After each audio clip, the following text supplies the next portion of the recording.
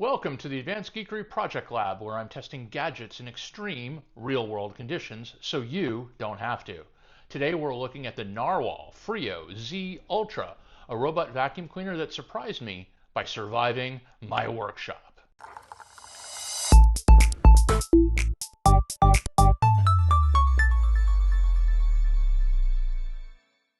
My name is David Gewirtz. Welcome back to the Advanced Geekery channel.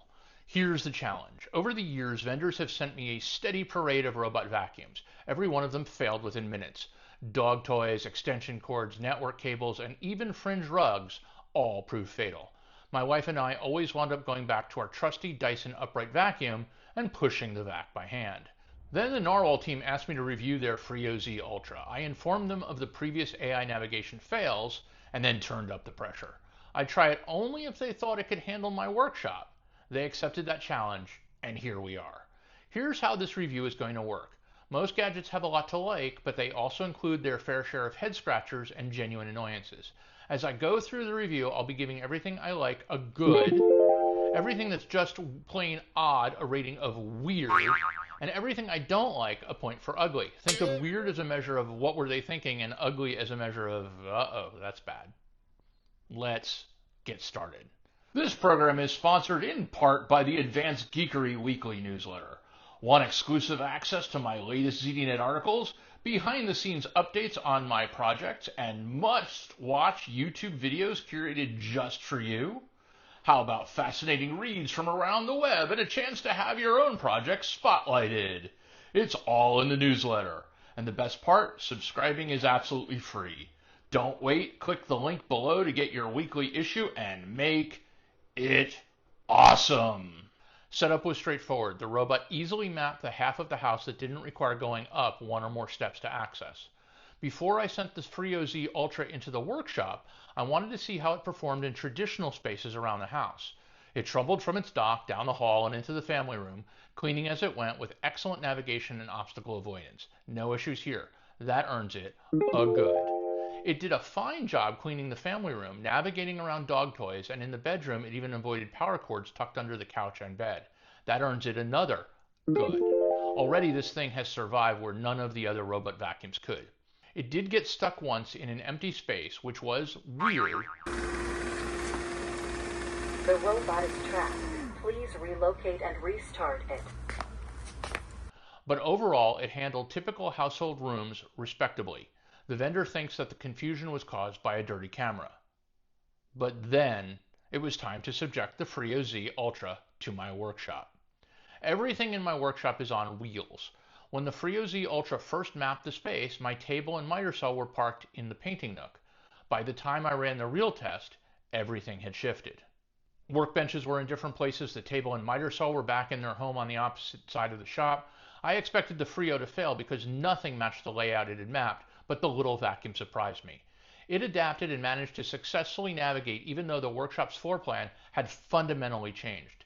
In the workshop, it weaved through tight gaps, skirted rolling shelves, slid under workbenches, and even passed through ladder legs without knocking the ladder into my cameras.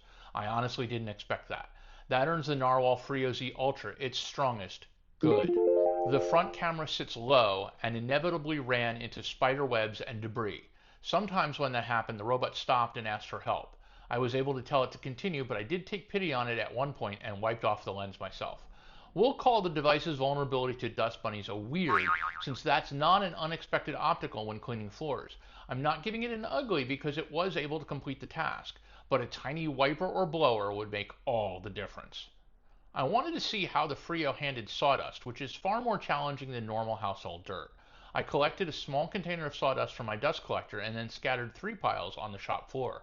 The Frio cleaned 2 completely and just left a few scraps in the 3rd. That's far better than I expected and certainly earns it another good. But when the Frio got to the heavily soiled doormat inside from the carport, it failed. It went back and forth, but it just couldn't get the embedded dirt out. I'm giving it a weird instead of an ugly because those doormats are designed to trap dirt, and even a traditional vacuum struggles to clean them. The Frio Z Ultra isn't an industrial vacuum, and this test proved it. Still, the vacuum did a good enough job. A full pass through the workshop took about an hour, And while it won't replace my shop vac with cyclone separator for tough jobs and intense sawdust cleanup after a woodworking project, it does provide a welcome light cleanup with no effort from me. The Frio also mops. In a master bedroom sized room, it can do 2 or 3 runs per tank of water, and the results were decent.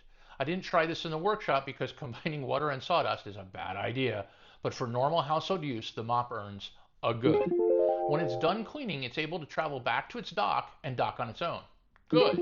It even cleans and disinfects itself, which is a thoughtful feature and earns another good. Now for the dust bags. This is where things start to get annoying. The robot doesn't actually sense when a bag is full. Instead, it estimates based on what seems like the number of days since the last bag replacement. The app doesn't help. All it does is show the word high. Not helpful. Not helpful at all. That's a definite ugly. Worse, the device then nags you to replace a $20 bag long before it's full. The bags are also tricky to gauge by hand since they inflate with air and don't compress in a way that lets you judge fullness. I'm giving it another ugly because nagging without usage sensing is so annoying. Aftermarket bags are cheaper. They're about $2 each, but reviews suggest that they don't trap dust as well. Personally, I'd rather risk a $2 bag than waste $20 unnecessarily. Swapping them is easy though. Pull a tab, slide out the old bag, and slot in the new one. Easy bag swapping earns the device its final good.